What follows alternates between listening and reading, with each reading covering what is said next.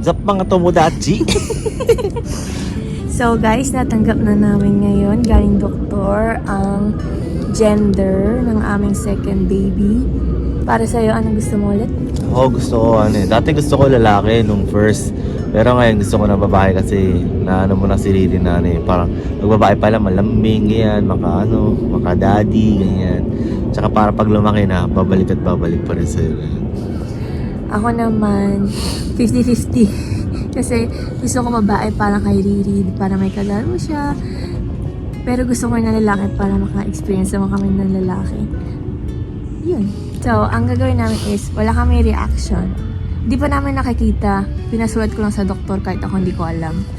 So, wala kaming sasabihin na reaction. Tapos yung pala nakalagay, hindi pa alam. Hindi sinulat niya, so ibig sabihin meron. So, eto na guys. Wala reaction na. Okay. Bakit? Ayun, may reaction, no? Wala pa nga eh. May kanji nakalagay, di ko rin mabasa. Ay, di alam ko lang pala. Oh. Yes, I knew it. Okay guys. So, tingnan natin ang reaction ni Riri. Bye-bye.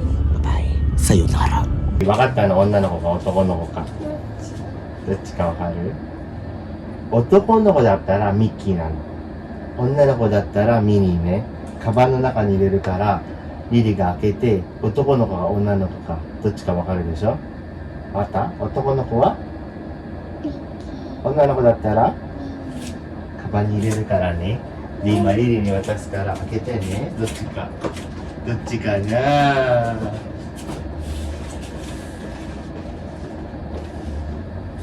オッケー。こっちかな。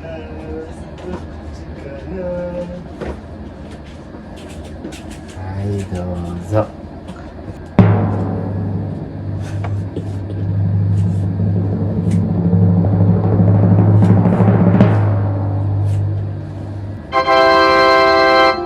いいねだ。っていうことは？